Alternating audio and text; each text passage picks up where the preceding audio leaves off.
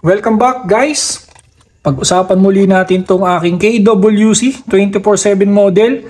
At ayan, meron ngang nag-comment sa ating video at gusto niyang kamustahin itong aking 24/7. At ayan nga guys, check na natin. Nagawan ko na to ng video at ayan, siguro nabitin yung ating kaibigan. At ayan, muli natin pag-usapan. Same last time, yung kahon ay napakaganda pa rin. Ayan, naingatan ko yung aking unit. At ayan nga guys, kahon pa lang ay napakaganda na. At sa kahon makikita natin yung kanyang description. Meron siyang spin hop up, ayan, fix hop up. Yung kanyang weight ay 580 grams. Ayan, yung kanyang energy ay 0.6 joule. At ito ay 240 to 250 fps nung natest sa shop bago ko bilhin. Ito ay half metal. At yung kagandahan nga rito ay ang kanyang mag capacity ay 26 shots. Ayan. Out of the box, ito yung inyong marireceive catalog. Ito ay 2021 catalog. Siguro itong unit na to ay 2021 din. At ayan, nabili ko siya ng February 12. Ayan, 2023. Paid. Ito yung hop-up explanatory. Ito yung kanyang hop-up explanatory. Ayan. Hindi yung kanyang hop-up ay hindi naman adjustable. Ito yung kanyang manual. Ayan. At ito ay makakatulong sa inyo kung inyong i-assemble at i-disassemble. Ayan. Nandyan din yung mga series parts. Ayan. Nandyan din. Kung gusto nyo alamin kung ano yung tawag sa bawat parts, nandito yan. Ayan.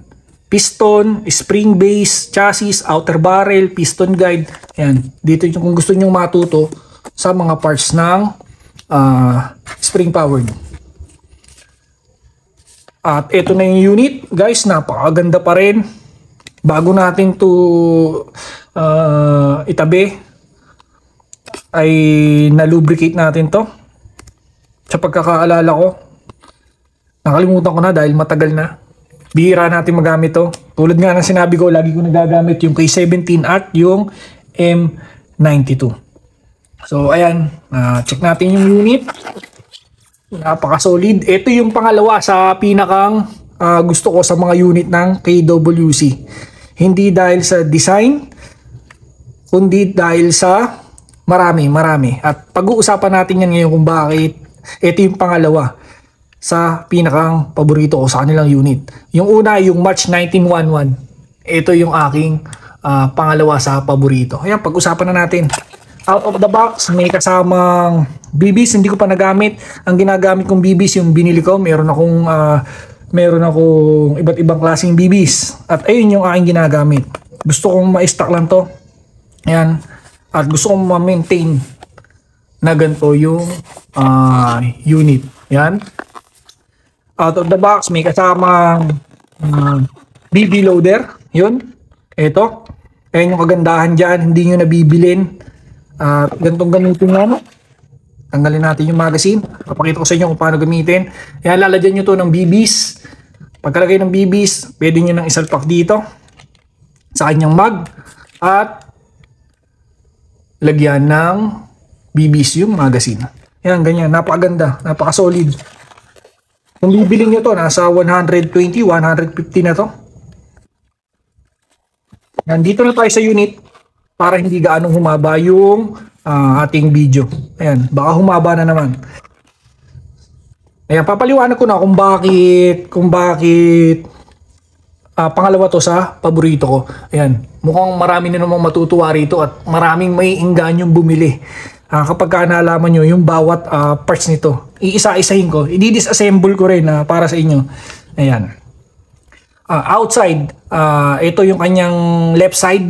Guys, Sa left side, kung makikita nyo, itong unit na to ay full markings. Sabi ko sa comment o sa video, meron silang, ang KWC spring powered ay merong dalawang unit.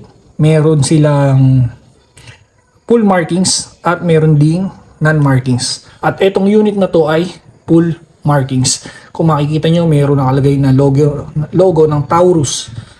At dito sa kanyang right side, merong nakalagay na PT 24/7 caliber 9mm.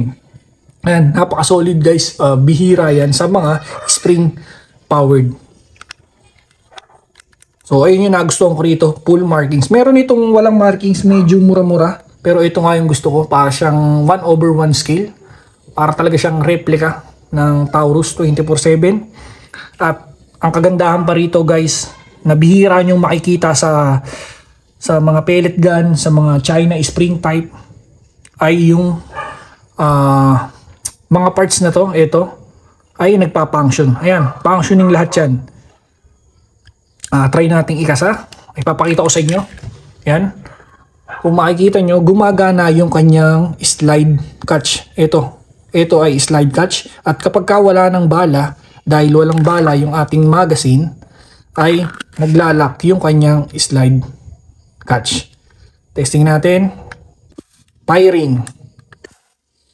Isa pa, itong kanyang safety. Ayan. Movable yan. At functioning. Kapag nasa red dot, ayan. Ayan ay safety. At hindi puputok yan. Try natin. Ayan. Naka-slide catch. Slide lock. Release. Try nating i-safety. At ayan, hindi puputok yan. Nagagalaw nyo yung trigger. Ayan. Pero hindi pumuputok. Baba natin tong kanyang safety. Firing. So, ayun yung isa sa nagustuhan ko rito. Una, yung kanyang markings. Pangalawa, itong mga parts na to ay nagpa-function lahat yan. Pang-apat na guys. Marami kong factor kung bakit pangalawa at nagustuhan ko tong unit na to. Ito pa isa, yung kanyang grip. At na bihira nyo pang makita sa ibang unit. Ayan nga guys, ito ay rubber. Ayan, made of rubber. Itong parts na to. At napakasarap i-grip. Ayan, napakasarap i-grip, napakakapit, hindi madulas. So guys, kung makikita nyo to sa personal, napakaganda. Isa to sa maraming viewers sa aking mga na-upload na video. Dahil napakaganda naman talaga ng unit na to. Ito pa, pwede nyo siyang lagyan ng laser. Ito, pwede nyo siyang lagyan ng laser. Yan. O ilaw, kung anong gusto nyo ilagay dyan. Disassemble na natin. Una, remove natin yung magazine. Itong magazine guys, ito pa maganda rito. Itong unit na to ay, itong magazine na to ay mayroong 26 shots. Ayan, nasa kahon naman, 26. Bihira din yun. Bihira din yun sa mga unit na spring type. So, alam nyo yan. Alam nyo yan. At, yung mga unit na spring type ay kadalasan mayroon lang 12 o 15 shot pagka short mag katulad nito. Ayan, short mag pero meron siyang 26 capacity. Dito na tayo sa unit. Paano nga pala i-disassemble to? Ayan, sundan nyo lang ako. Sa may mga unit na to at kung hindi nyo pa na di-disassemble yung unit nyo, pwede nyo sundan. Kasa muna natin para mas madaling ma-move yung slide. Dahil kailangan nyo i-move yung slide. Yan. Bahagya lang. Kapag ka na-move na yung slide, i-rotate nyo na tong barrel catch. Ito yung kanyang slide catch. Ito yung kanyang barrel catch. Yan. Rotate ko na. So, kailangan nyo i-rotate. Pagka-rotate, kailangan nyo hugutin yan. Yung aking kuko ay medyo masakit na. So, gagamit tayo ng mahiwagang tools.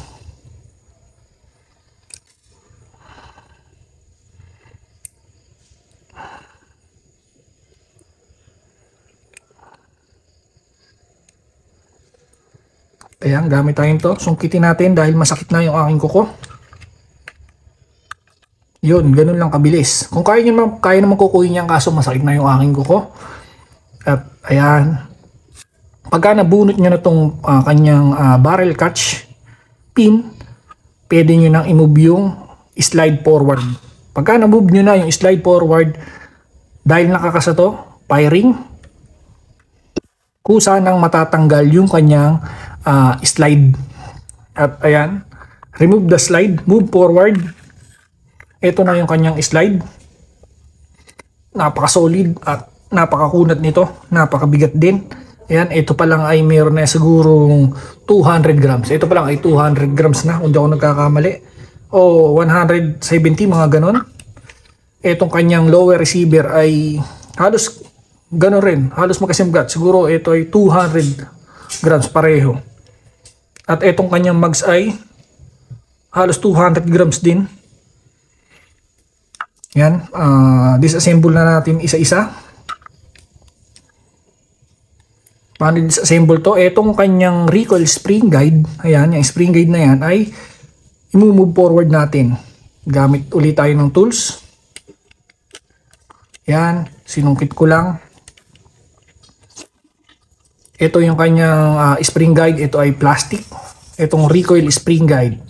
Yan, kailangan nyo i-lubricate ito dahil ito ay kadalasan ay kinakalawang.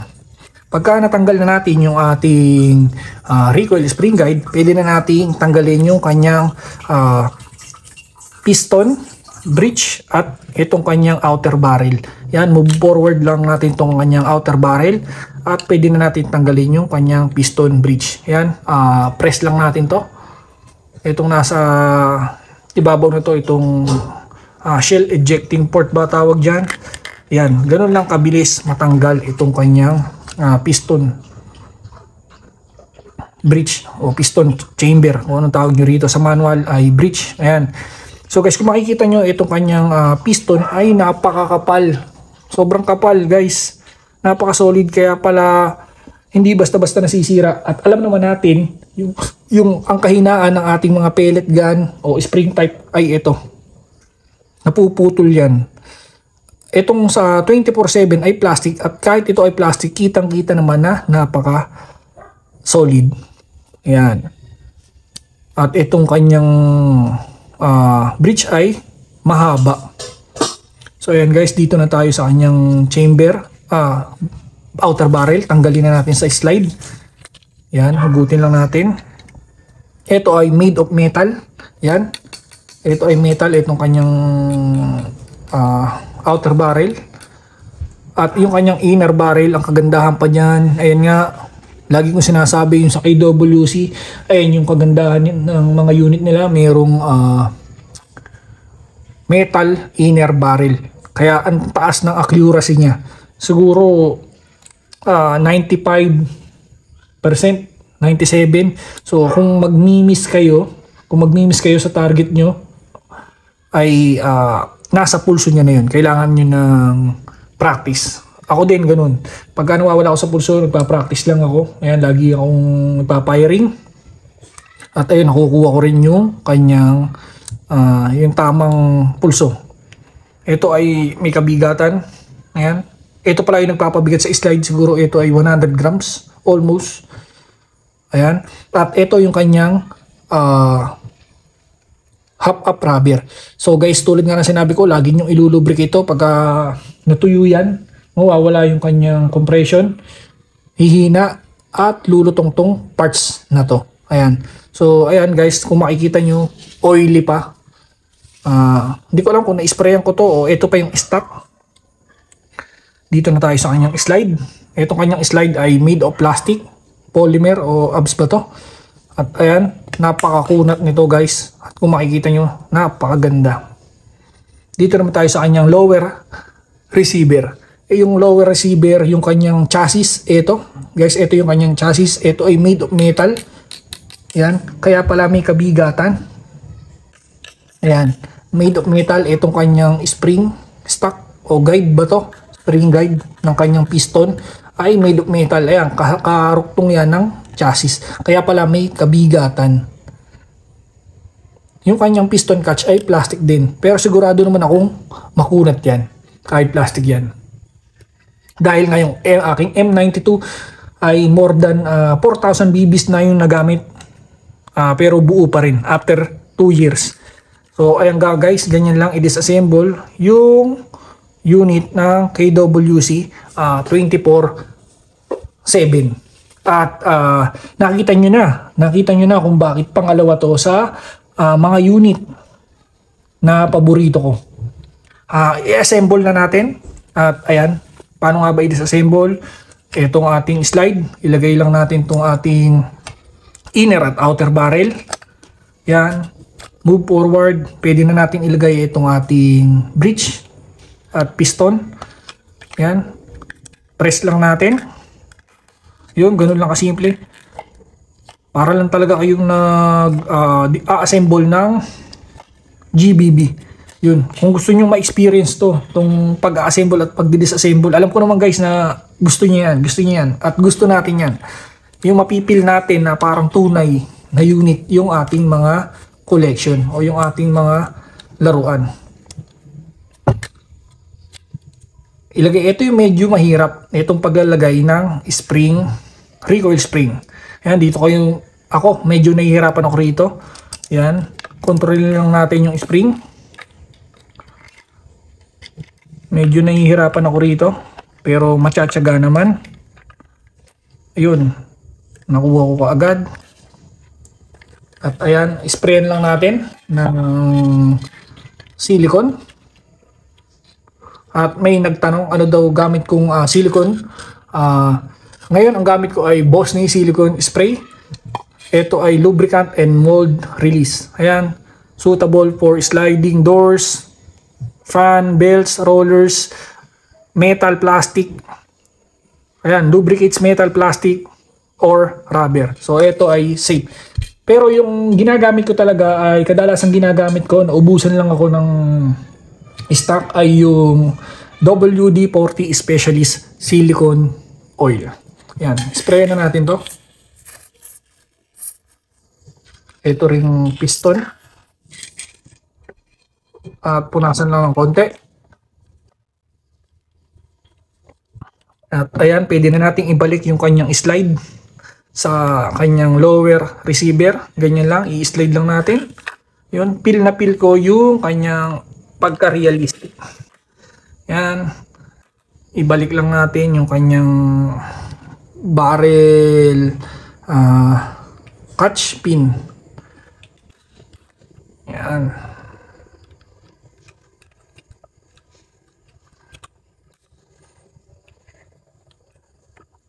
At kapag nabalik na, firing, pwede natin ibalik yung mugs. At ayan nga guys, konting punas lang dahil marami pa naman siyang silicone oil. So guys, ayan, alam nyo na kung bakit napaka-solid ng unit na to. At tapos na tayong i-assemble at disassemble at napaliwanag ko na. Tingin ko maraming maghahanap nitong unit na to. Marami na naman magtatanong, idol, saan mo nabili, magkano yan? So ayan nga guys, nasagot ko na yan dun sa aking ginawang video noong nakaraan. Ang mga unit ng KWC ay merong full plastic, merong half metal, merong with markings, merong no markings. Ang price nila ay around 1,500 to 3,000. Depende sa unit na bibiling nyo. Ayan yung binigyan ko na kayo ng idea. At ayan, salamat nga pala sa mga nanonood at sumusubaybay sa ating mga spring-powered airsoft videos. At ayan nga guys, tapos na tayo. Ilalagay na natin sa kahon. Don't forget to subscribe. Guys, huwag kalimutang pindutin ang inyong notification bell para lagi kayong updated sa ating mga i-upload. KWC 24/7, pasado sa atin yan.